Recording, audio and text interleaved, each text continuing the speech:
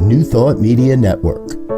We are a global broadcast network of positive music, media, and entertainment, inspiring humanity's evolution along the journey of enlightenment and creating a world of love, peace, empowerment, and prosperity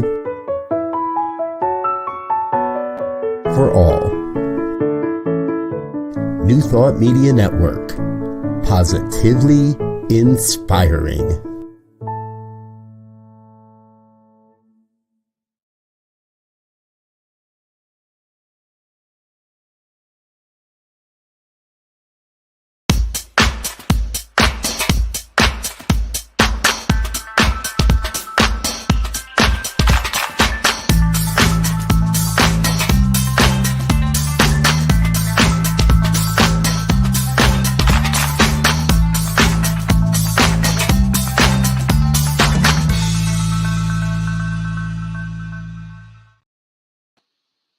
Hi, well, hello, it's me, yes, me, Bonnie Gonzalez, your doula for grief.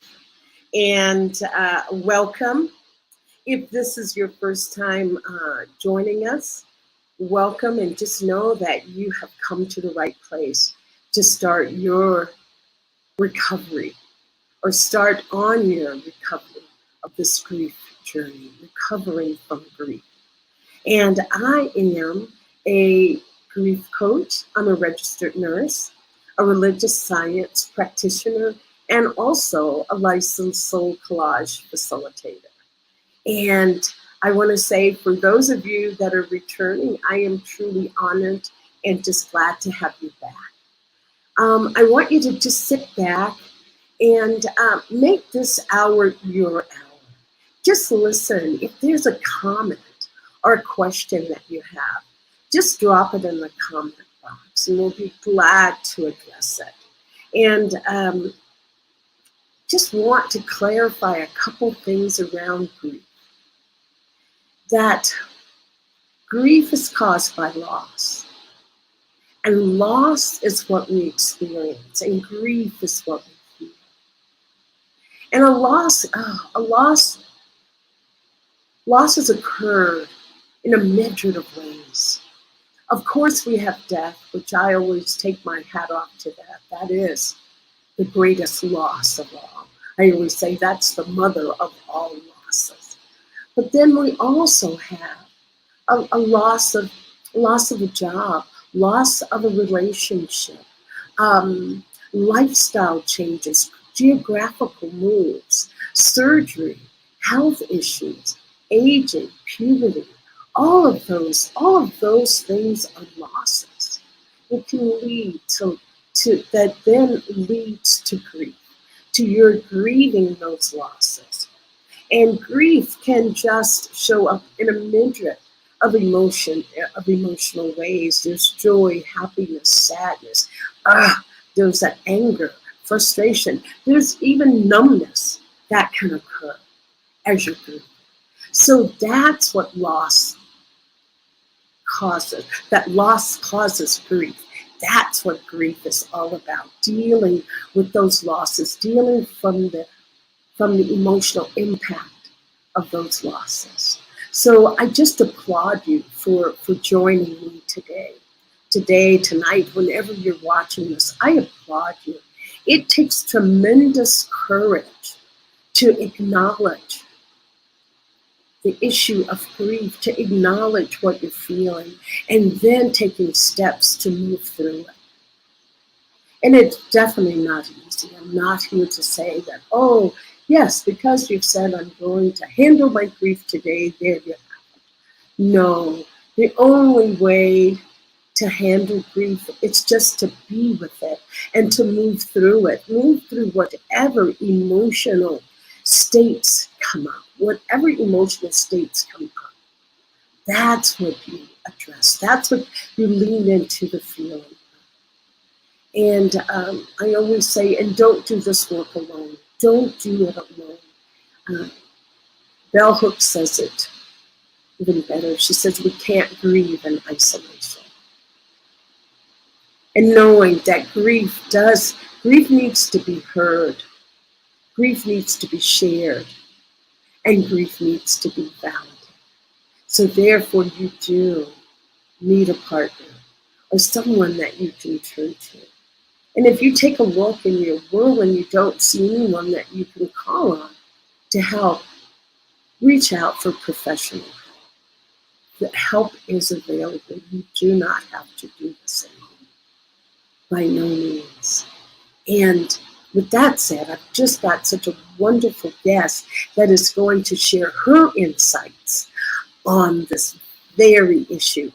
And I want to get my guests on because time goes by so fast. Once we start talking, things always happen really fast here. So I am just so honored and just overjoyed to have Cheryl Pauchuk here today as my guest.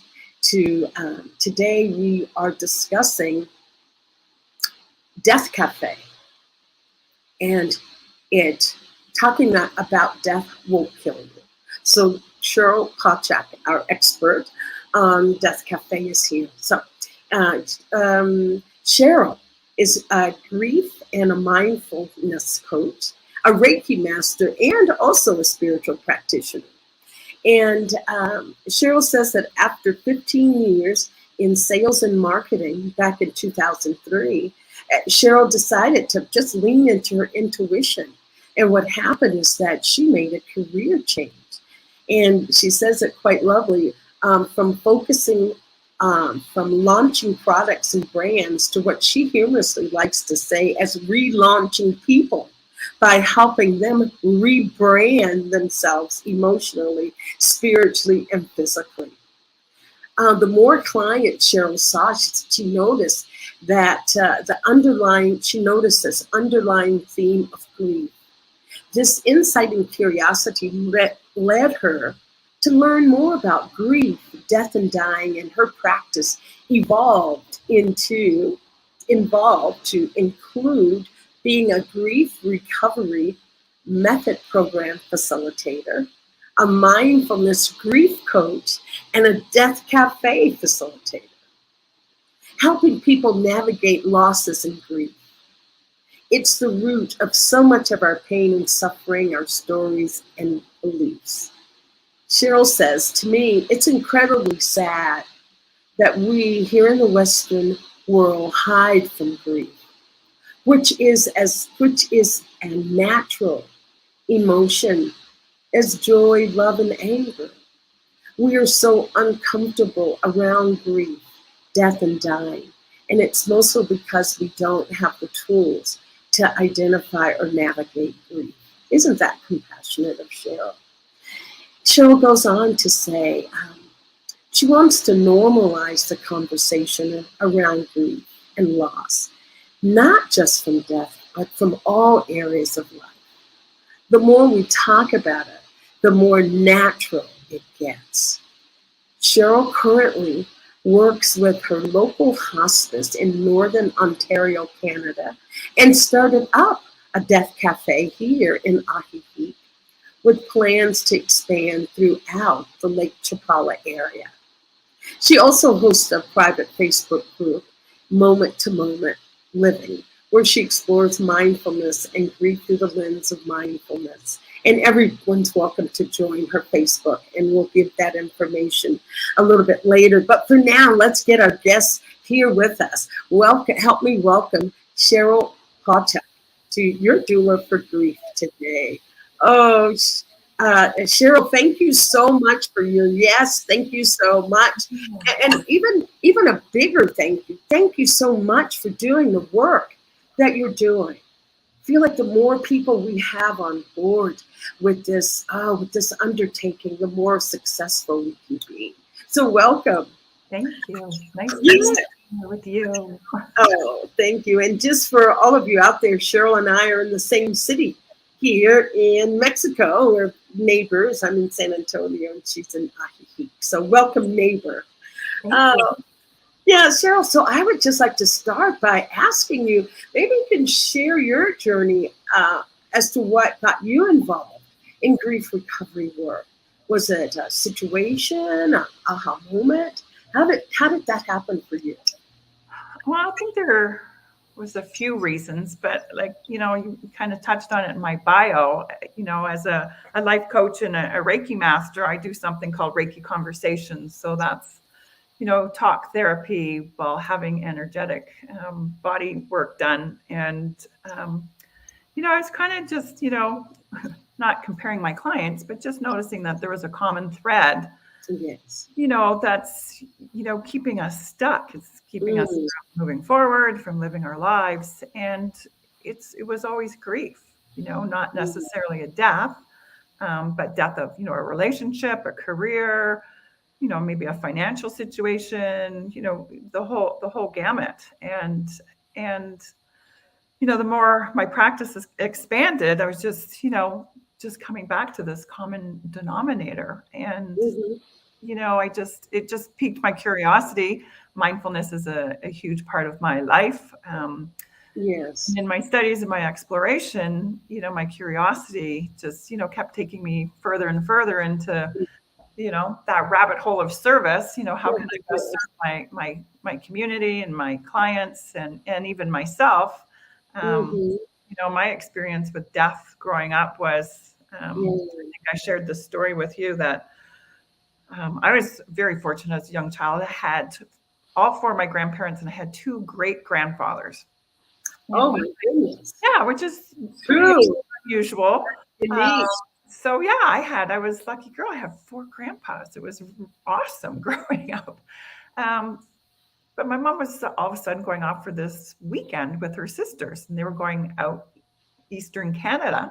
And I didn't find out years later until they were actually going to bury my great grandfather. And my parents didn't even tell us that he had died. It was, and this was a man that was in our lives and, had relationships and, it's always just stuck with me. That's one of those, childhood situations that shape your personality and mold your thinking and your beliefs and stuff. And, I just, my first true experience with death was with a grandfather, my dad's dad. And again, I was, not living close by and, I was in a different city and, I didn't have any support, I, was far away from my family and didn't really have the tools to process, understand the death or the grieving process that I was even grieving. And it was my first funeral, my grandfather's in a casket, the whole thing. And so just, very impactful on my life. And it's always kind of been an underlying thing with me to just really explore. And, through mindfulness, I've, meditation and being part of the Centers for Spiritual Living as a prayer practitioner, it's just become kind of one of my focuses. But, just bringing it back to being in service with my clients, I just, how can I really help my clients navigate what they're, the trauma and the emotions that they've experienced that have led them to me in this, moment in time. So, most of it has really been, just my own healing and expansion and knowledge around death and dying and grief and what's it about, because I wasn't getting any education through school or at home. And, how could I really just best serve my clients? That was really, set me on my journey. I'm still reeling from your parents taking off and not saying that your grandfather had died. And that brings me to another point that I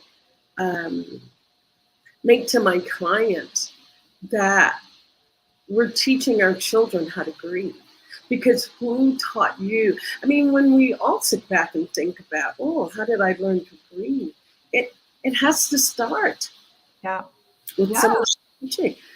Just like we learn to drive a car, we learn to write a check. Somebody helps us with that.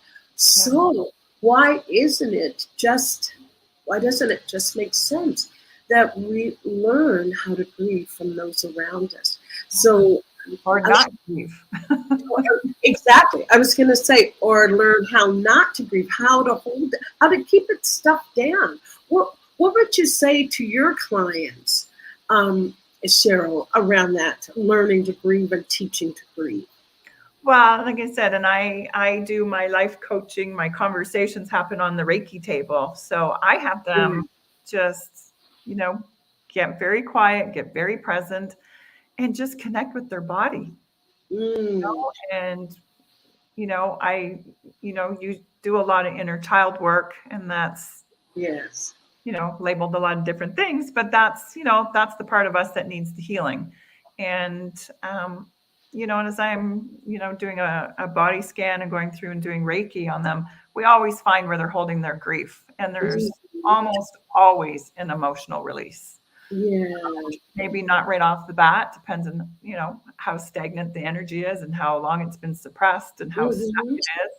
Yes.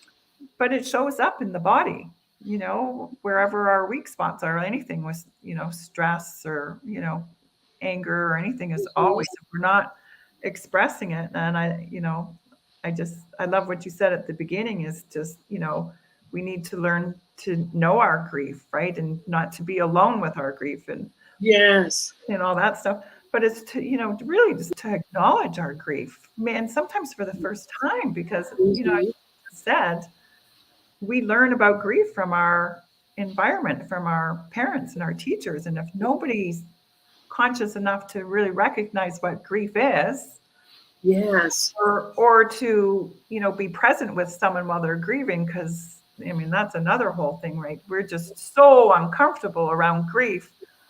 We can't show up for somebody who is in need of love, a hug, and support, because we get all weirded out. And that just shouldn't be the case. Exactly, Cheryl. I so resonate to every word you're saying there. And I was just going to add, though, when you're talking about being in grief and looking around and not having anyone to share it with, I hear that from so many. Yeah. That they just feel like, well, I don't want to be a burden. I don't want to show up as Debbie Downer all the time. Oh, Donnie Downer. Let's make it male and female. Let's not just pick on one gender, but not wanting to show up as someone that's always in a negative space. I think that stems from a little bit of what's the latest term now? Positive toxicity. Knowing that is now being displaced. That now it's about feeling your feelings. Yeah, it's like a spiritual bypass. It's like we need to be so present with our feelings. They're real, right? And we need to process that too. Yeah. And we don't have those tools or the resources to identify, to acknowledge. And, and what do we do with all this stuff, right? Yeah. And it's, and all those labels, like you said, so important what you said, that, that we learn how to grieve or not how to grieve from our environment. All those old cliches. It's like, we'll get you another puppy, or, you're young enough, you'll get another spouse, or you'll get another job. There's lots of time and there's lots of fish in the sea, but exactly. Or get another husband, get another wife, they can be replaced. Yeah, they died. I'm sorry, but just get another one. Yeah, you've been what, 6 weeks now? Come on, get over it. So those are all these like logical, intelligent things that don't support a shattered heart. Right? When you say those things to a grieving person, they look like you just sprouted antennas and your face turned green. It's just like it doesn't compute. It doesn't offer any support or comfort, and so we're just so awkward around grief and death and dying. That we just spew out these automated, I call it auto-programmed, autopilot responses that we've never even taken the time to really, think about them. Like, is that true? Is that kind? Does that make sense? Supportive? Yeah, we just, we're like a little tape recorder. This is like the words come out. Yeah, and I want to ease into our theme today, but before I go into our theme, just talking about just what you're saying about not having spiritual bypasses, feeling what we need to feel, and so many people are so uncomfortable to be with people that are in grief. Yeah. And I just want to take some of the pressure off by saying, you really don't know the value of just your presence in helping to relieve someone's grief. You really don't have to say anything. You just to be with someone who's in grief. Yeah. And if it helps, and this is a statement, I know that helps. You can always say, I don't know what to say, but I'm here for you. I don't know what to say. I'm sad as well. Or that this must be hard. Because we're good at saying, oh, get over it, smile. But those, just to know that you have what it takes. You have an innate ability to sit with someone in discomfort. Yeah. It's just that in our society, we've not been given the opportunity. Yeah. But it's built in. Yes, go ahead. No, I was just going to say, you just, one of the women that inspire me is a woman named Yvonne Heath, Canadian in Ontario, Northern Ontario. Not in my community, but close. And she's written a book, and she's, does a lot of what you do and what I do. And her book and her tagline is just show up. Oh, I love it. Show up. Like you said, you don't know. You say, I don't know. I can't even begin to imagine what you're going through. Mm-hmm. Right?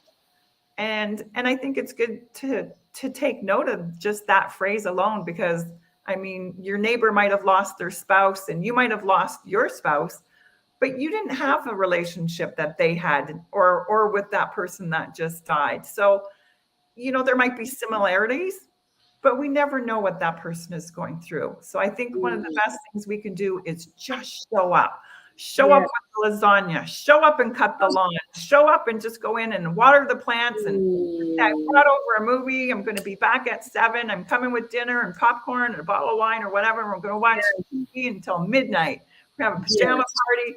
Whatever, right? You know that person to some extent that you can, kind of figure out what they need. My gosh, Cheryl, after hearing that, I'm ready. I'm ready.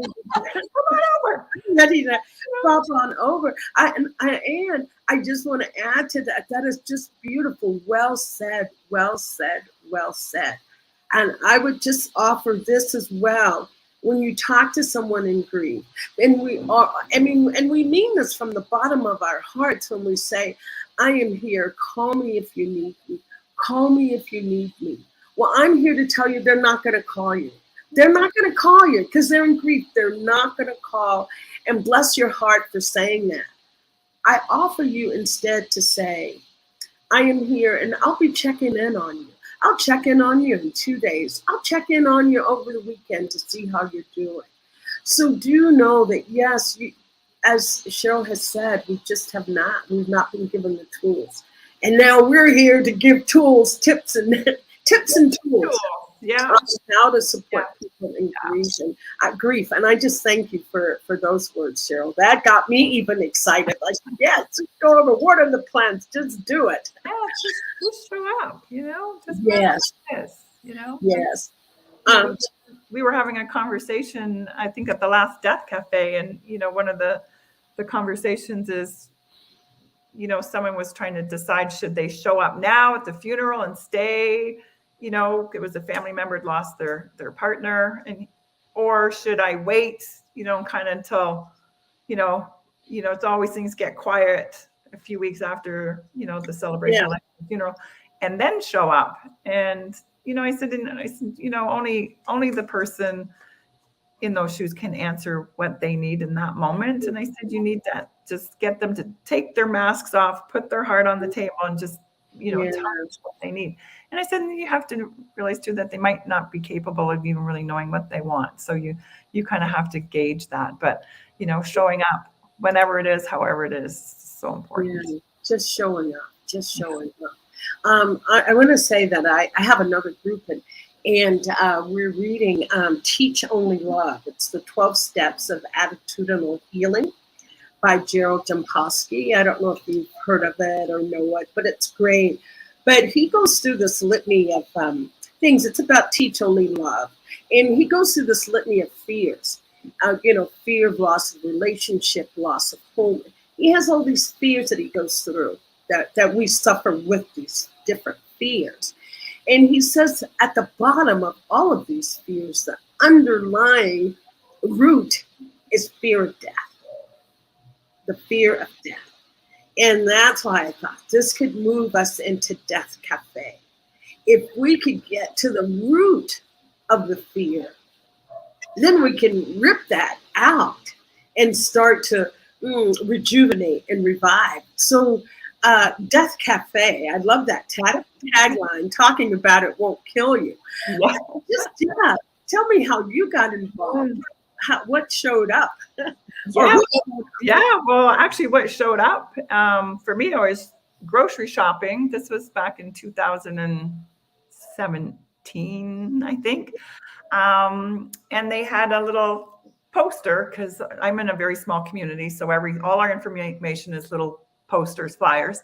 And they said there was a focus group with, community hospice, day and time and location. And I'm like, oh my God, that's starting in like 10 minutes. So, and having a marketing background, stuff like that always piques my interest. So I was just around the corner. I went over, and they were actually having a focus group on just gauging the interest to have death cafes in our community. And I'd never even heard of a death cafe. But as I sat there, I'm like, oh my God, this is like, the light bulbs were going, my heart was beating. I was like, oh my God, this is perfect. This is what we need. So by the end of the focus group, I had signed up to be their main facilitator in my little corner of the community. And it's whatever you need, I'm like all over this. And so we launched them and got them going, and then COVID hit. So we were kind of shuffling, trying to figure out what we were going to do. So we just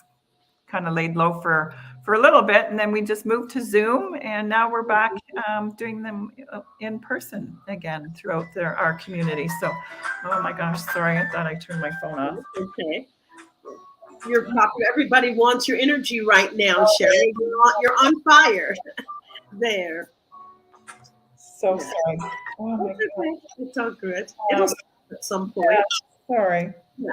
I just want to make sure they're not going to call back, though. So. Yeah, sometimes they don't take no for an answer. They're persistent. That's absolutely right. Let me ask you this, Cheryl. What do you say to people that say, oh, that sounds so morbid, when you say, oh, Death Cafe? Do you get that? Because I get that quite a bit about, oh, Death Cafe. That is so morbid. Okay. And I always say, you know what? I said, you might have that reaction. I said, but come, I promise you, it will be the most interesting conversation you've had ever. And they're like, oh, okay. Yes. I was going to say, I'm almost tempted to say, oh, come, just so you can tell us how to make it more morbid. If it wasn't morbid enough, come, be a part of it. Yeah. And there's free cake and coffee. Our community, we provide the cake and coffee. That was John Underwood, who actually started the Death Cafes. That was kind of his thing is, there's that fear, if you start talking about death, you kind of invite it into the room. Yes. Oh my goodness. So having cake and tea, because it was started in England, I'm kind of just, neutralizes cancels that thought out. So it just makes it a little more socially acceptable when there's tea and cake. So that's how that kind of concept came into be, which, is kind of how we do that is through, offering tea and cake. Right. I know one of our death cafes, we were kind of just coming back after COVID. So I bought little tiny muffins. So, you're not everybody's touching the same loaf. Oh, that's true. Yeah, all the COVID precautions. I pre-made tea so people could just pick up a glass. And I actually got in trouble because there was no cake, because we Oh had my goodness. cupcake or muffins. They were not the same. Oh, it's not cake. Excuse me. And I was going to say, what's the attendance like? Has it grown? Has it gotten smaller? I know COVID kind of wreaked a little havoc on your Death Cafe. Yeah. So we started off, we were probably about 20 to 25 people. Mm-hmm. We kind of were around 10 when, I'd say 10 to 15 on Zoom. Right. And, and I've been away all winter, so I'm just coming back. We've got one actually next week in our community. So yes. I don't look after the signups, but I think we've got probably about 10, 15 people signed up already to join us. So yeah, so I think, like I said, I'm in a pretty small community. So in the winter, we don't have as many people show up just because the weather's usually bad. Yes, but, but we're enough to break into small groups and have a good conversation. Yeah, I got introduced to Death Cafe during the pandemic in Ireland. We were living in Ireland in the countryside, and everything was shut down. And I lived online like most people in my little cubicle on Zoom. And I just happened to see a Death Cafe that was being offered in London.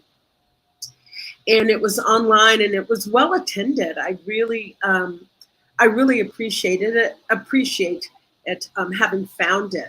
And because it's just, I always say grief is my jam. So anything talking about death, grief, and dying, I'm there. But it was just quite interesting. Well, I will ask you, and I won't give anything away. I'll ask you, how are your Death Cafes facilitated? What happens at a Death Cafe beside our tea and our tea?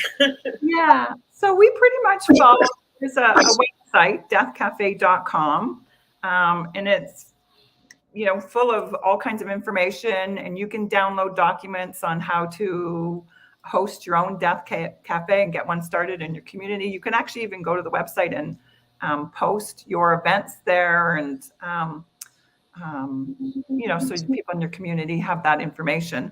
But ours, we always kind of start off, like I say, we kind of follow the guidelines. We kind of create that sacred space of just letting people know, and that's important too, to pick a space that's easily accessible. It's got good parking. Make sure you can facilitate, people that might be in wheelchairs or walkers, that kind of thing. And then there's privacy. I think that's super important. And we just kind of really set the tone that what happens in this room stays in this room. We've had media show up, and we've told them that they're not allowed to come in. Actually, once we let them actually come in, we pulled the people in the room, just, and some people were okay with it, some people weren't. So, we kind of just worked out, for them to take a picture just for a little news story. But typically we don't let any media in, just to keep the space sacred. And, we just kind of lay the groundwork for what's about to happen. We share a little bit about the history. John Underwood, as I said, started them in 2011, which was actually a spinoff on something called Cafe Morte from what's his name? Bernard, I forget his name. It's on the website, but he was a sociologist and historian, a few other things, but he'd lost his spouse, I think in the late 1990s, and had started what he called in French, Cafe Morte, just because he wanted to be around people and he wanted to talk about death. And it was his grief process that started it then. So it was kind of, that's where the seed, was planted and got watered. And John Underwood had somehow connected with this fellow. And, you read anything about John Underwood, he just seemed like a man with a huge heart, just of service. And he just saw the need for this in community so much that he was the one who created this Death Cafe. John actually tragically died in 2017.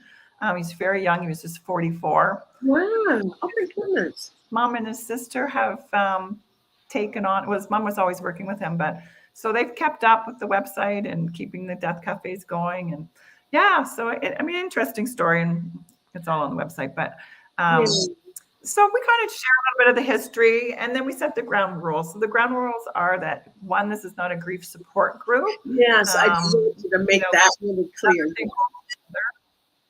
Right. Yeah, and that we kind of start talking off together, and then depending on how many people come in, we go into smaller groups, 4 to 6 people, just so we can have better, deeper conversations, and everybody has a chance to talk and share. And we emphasize that, some people are slower to talk or more quiet, and some people just, so just to be cognizant of, how much you're, taking the floor space, because we want everybody to have a turn to share and weigh in or ask a question or whatever's going on. And then we meet for 90 minutes, half hour, that we split up 15 minutes at the beginning and 15 minutes at the end as a group. So we're together for about an hour. And at the end, we kind of give everybody 5 minutes to kind of warning bell to wrap up their conversations. And then we come back together as a group. And every group kind of just shares a little bit what happened in their group. And like I said, you'll never have a more interesting conversation. It's like anything and anything, is open for discussion. As long as it's kind of under that death and dying umbrella. And the youngest person I ever had show up was 19, and they actually left their shift at their, they were working at McDonald's or one of the fast food places. They actually left their shift early to come join the conversation. And awesome. Which I thought was so amazing. And she was kind of like, I felt for her because her parents were a lot like mine. It's like, you don't talk about death or dying. Yes. And the oldest person we ever had so far was 94. And she said, I never even thought one day about death or dying. She said, but I saw your poster and I saw free cake and tea. So she said, what the heck? I'm going to come. What do I have to lose at 94? Yeah. So that's kind of how we set up our death cafes. Right. I was going to say 2 things that I really want to say about Death Cafe. Well, 3 things, I guess. It's really not grief support. It's really not grief support. It's not even death and dying. It's about your own death. And that's what I'd like to make clear to people. Someone said to me, oh, this is great. Yeah, we all need to get comfortable with death and dying. And it's like, well, I'll take it one step further. Number 1, we need to have an understanding, or what do we believe is death? Our own death, our own personalizing death. Because I hope this doesn't come as a surprise to anybody. One day you're going to die. So what do you, and that's what I love about Death Cafe. The other thing is that I really, it would just make my heart happy to really go out and promote this to young people, because that's when it starts. That's the vital part. That's the vital part. The younger you are, that you can come to some understanding what you feel about death, your own death. I think the more, oh my gosh, the freedom you bring to your own life. Yeah, and it's really about freeing yourself up from that shadow, as this Cheryl Pauchuk goes on to say, how it permeates all parts of your life. It's like this water that just spreads out, the kind of blanket of snow, per se, that covers everything when you're afraid to really examine your own ideas of death. But then on the other hand, so many people leave feeling so light, so free from, I'm jumping around here. I was going to ask you, because what's your favorite question to ask when you're facilitating with your group? What's your favorite question? One of my favorite questions is, because we gear a lot of our conversation, and our conversations aren't scripted. There's no agenda with Death Cafe. We have actually made up a bunch of cards, questions. So if there's a stall in the conversation, or, you just want to, throw in another topic, each group is invited to pick a card. But I love the legacy stuff. And, I think the more we kind of think about our death and what we want and how we see our end of life, where do we want to be? Do we want to be at home, the hospital, making all those decisions. I think that's such a great process to go through, because it helps normalize our death, right? Like you said, death is all about, it's fear, because there's so much mystery. We don't really know what happens on the other side. We've got people that have died and come back, and we've got religion, we've got, spirituality, and there's a whole gamut, but, until we actually have that experience, we don't really know. Right. So there's always that big mystery there. But I think, we're control freaks. And I think the more that we can be organized and in control of our death, I think it takes the fear away to some degree. Yes. You said it opens us up to like, okay, I've laid out what I want. Everybody knows what I want. I've got my binder, and I've had the talk with my spouse or my kids or, whoever. But I always love taking people through the real personal questions. Like, who do you want to leave your favorite joke to? Who do you carry the legacy of your, telling jokes, or, whatever it is that you're kind of known for? Who's going to, take on the shortbread recipe? Yes, who's going to get this? Or, those are the things that you hold near and dear to your heart. Like, who do you want those to go to? So those are the fun questions I like to throw out, because it kind of just, it's like, oh yeah, it's like I've been the jokester in the family, my whole life. It's like, I'm not here. Who do I want? I can assign this job to somebody. And just make it fun, right? Or who's going to show up with a tin of Christmas cookies? Next. Oh my gosh, lots of secret recipes. Oh my gosh, Cheryl. I just love it, because it brings such a sense of lightness to a subject that we feel is so gloom and it's really not. It's really not heaviness. What we're doing is dispelling the fear and pulling back the veil of mystery on it. For me, what I've gotten out of it, I think I did this, it was a death workshop that I done some years ago, but it was one of those that the question was asked, how would you like to die? And before that, I had really never thought about it. How would I like to die? And I created the scene of how I would like to die. And it was so like, oh my gosh, outdoors with my family and friends around. And we're almost having like a little kind of a picnic. And it's just so light and fun. And that's what I'd like my own death to be, this lightness of spirit. Yeah. And for me, it helped me identify the part of death that had a sense of heaviness. I'll put it that way. And it was like, wow, I just don't want my family to be so sad. That was the only regret around death that I could the conclusion I could come to from this event. But even that got dispelled and put in place. It was some years later, I had a dream about the whole death and dying and my family being sad. And do you know, the dream, it was like, oh, we all know we have to go. It's okay. It's okay to go. So for me, that was answering my own question about death, allowing me to be comfortable with my own death. And us, Cheryl, myself, and all the psychologists and coaches and counselors, what I say is that we're the first responders. You know how you have first responders who go out, there's an accident, and they get the person to the hospital and get them taken care of. And I say that we are the spiritual first responders. We are the spiritual first responders. And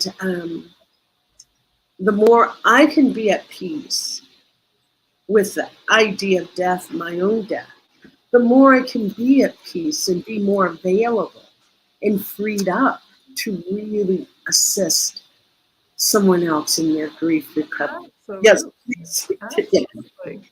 Yeah. Yeah. And I think, that's like that with anything. The more that we have the awareness, the acknowledgement, the consciousness, the understanding, we've done our own work and we're grounded in that, then we show up in full service to someone who's in need. Right? Yes. Yeah. And it doesn't matter what's going on.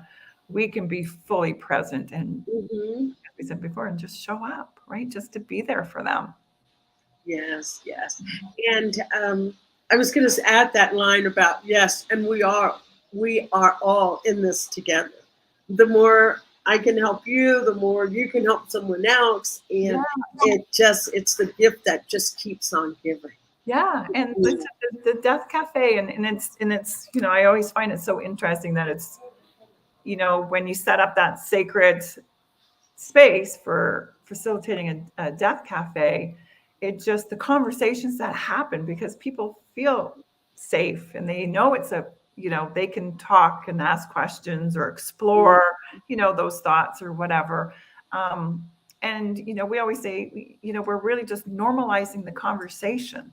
So, it's, we kind of have these conversations with strangers and you kind of work it out in our head and talk to, people in our group. And then you can go home and have these conversations with your loved ones. You're like, this is what I think about death and dying, like my dying. And this is what I want. This is, how I would like my end of life to be. And I might not be in a position to, orchestrate this, but, I've got my binder here, or here's a file on my computer, or my, USB, or, tools we use these days. But make sure someone near and dear to your heart knows where that information is and that you go through it with them. And I think that's another really big, important thing. Like, circling back to my parents have planned, their funeral, everything's paid for, we just go and sign the paper and we don't have to do anything else. God bless them. But we're like, well, where is this? But they don't want to talk about it. They don't want to talk about it. It's like, okay, well, at least we know where the binder is. Let's get the key until they're actually dead. So, which, I have to respect my parents, but at the same time, they're not making it easier for them in their own death, nor for the people that are going to be grieving once they do. Right. And I think that's so important. And that's, I think the key importance of a Death Cafe is just to, get clarity, to get understanding, to get organized, and to normalize it. Like, this is just a normal conversation. This is like, figuring out what, where we're going to go on vacation, or any other family conversation that might be happening at the dinner table. Yes. Going on the big vacation. Right. But I love that. It needs to happen. Yes. And I can speak from experience, because my mom, before she made her transition, it's been about 7 years ago, she wanted somebody to come and write down her wishes. She wanted us to know what colored flowers she wanted on her coffin, what dress she wanted, who was going to give her eulogy, and blah, blah, blah, and what she wanted said. And no one in the family wanted to. They kept, let's talk about that later. But I said, okay, just tell me what you want, and wrote it all down. And when that time came, everyone was so happy in the family to know that they were honoring what she wanted. This was her last request. So with that's enough to free you up to say, yes, I'll go, so that I can just let someone know, so that they feel a sense of, wow, yes, a sense of that they were able to honor the wishes. I was going to ask if, has there ever been a time that there was a not so favorable response to Death Cafe? Ever had anybody that didn't have a favorable response? I think it's been more in a lack of understanding what a Death Cafe is about. As we said earlier, they're not grief support groups. Oh, yes. That we have people that show up thinking, they're on in a circle and, share our woe is me's thing, which I'm all in favor of. They have their time and their place. I think they're great for our healing journey. But a Death Cafe is not about that. So, but they've always stayed and they've always enjoyed the conversation and you know, made it clear that that was not really what they were looking for. So that's why I like to say up front, you know, this is what it's about. This is what it's not. Just so there's no surprises when people show up. Yes, especially. Yeah. And the other thing, which I didn't mention those when we're kind of setting the ground rules, is that we always tell everybody that, you know, you're going to probably be triggered if you're bringing up something that's been weighing heavy on your heart or your mind, and to never, ever, ever leave a Death Cafe upset.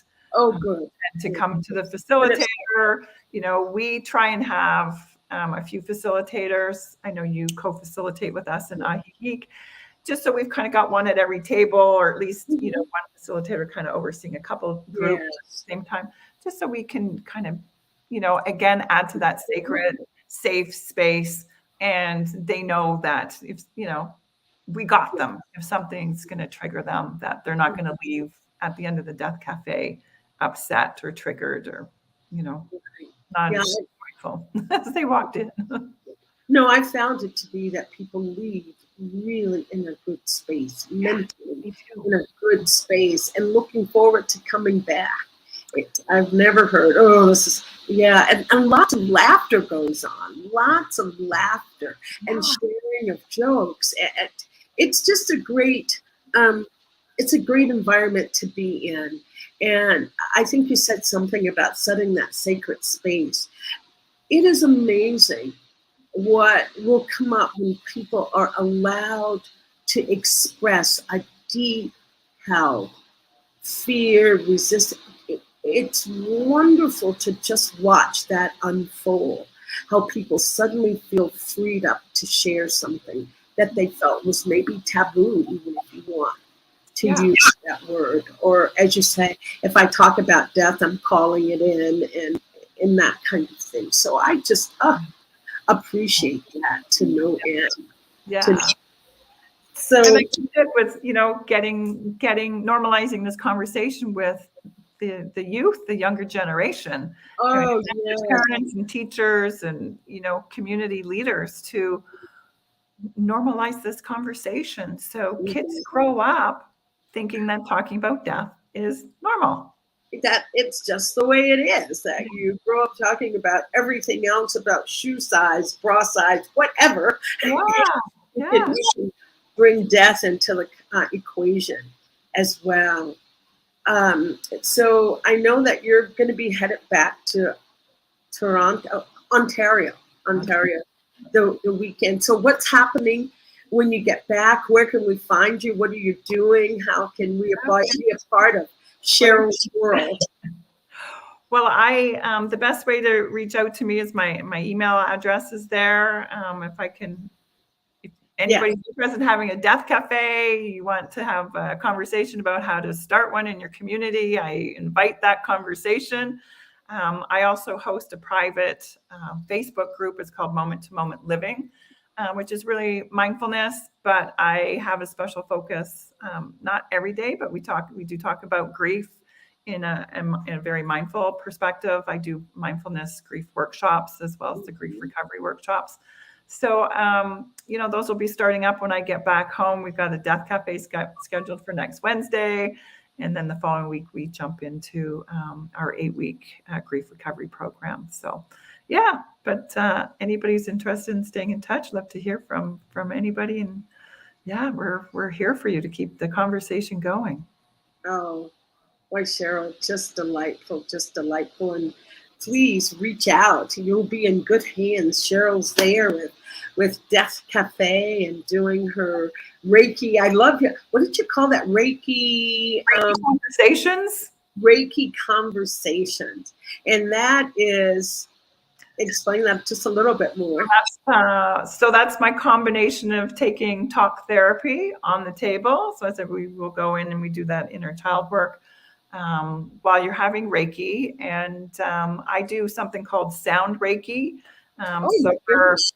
we kind of, it's the jackhammer effect of going in there and loosening up stuck energy that just brings, what's ever, you've been deeply suppressed to the surface. And 9 times out of 10, it's grief. And so we deal with that, feeling the body energetically and just helping you, like I said, relaunch that programming and that thinking and just put you in a new happy place to navigate and be with that loss.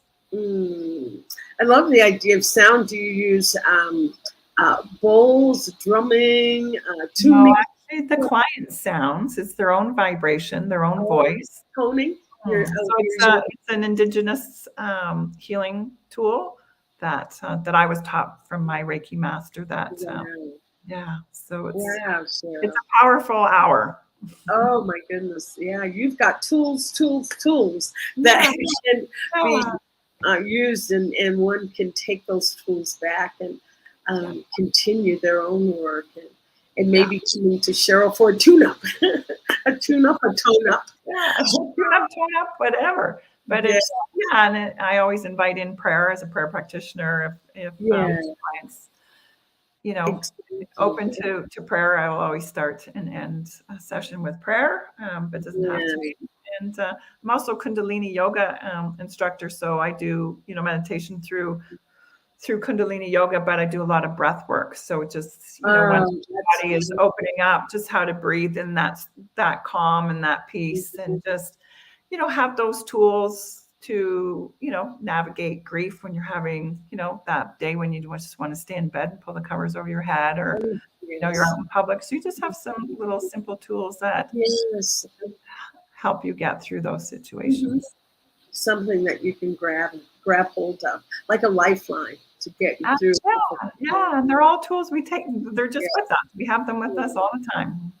Wow, Cheryl. Oh, you're just absolutely wonderful, delightful, informative, insightful guest. I just thank you so much. And thank you for bringing Death Café down here to Ahiki. And we will mind it until you come back, and we'll make sure that it continues to flourish in your absence, and can't wait for you to come back. And I just thank you, and you're always welcome to come back onto Your Doula for Grief and share any other tools, tips, and tricks of the trade of grief. You're so welcomed here. So I thank you. And you'll be back in Canada first, we'll say 1st of April. 1st of April.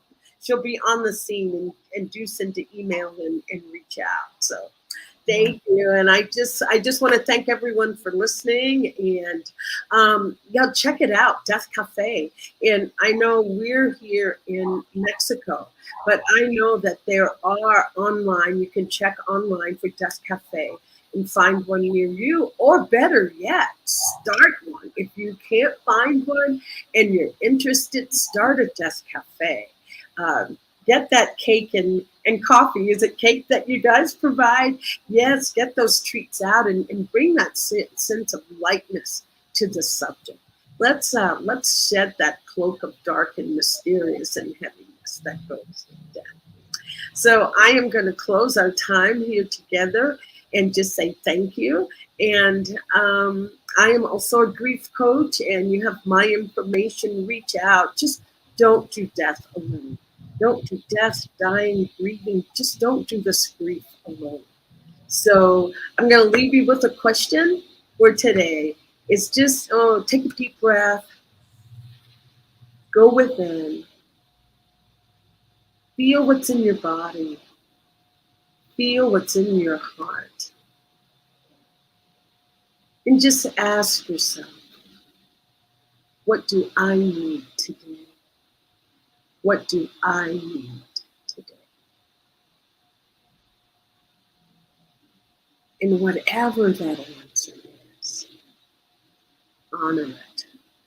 Honor it. Know that you are so worthy of honoring your own needs. And with that, I say thank you. And I'll see you next week. Until then, hasta luego. Ciao, ciao. On behalf of everyone at New Thought Media Network, thank you for being a member of our virtual family. Your financial contributions help share the New Thought message with people from around the world. Please visit and contribute at www.ntmedia.org/donate. New Thought Media Network. Come be you. And please like, share, and subscribe. Until next time, peace and blessings.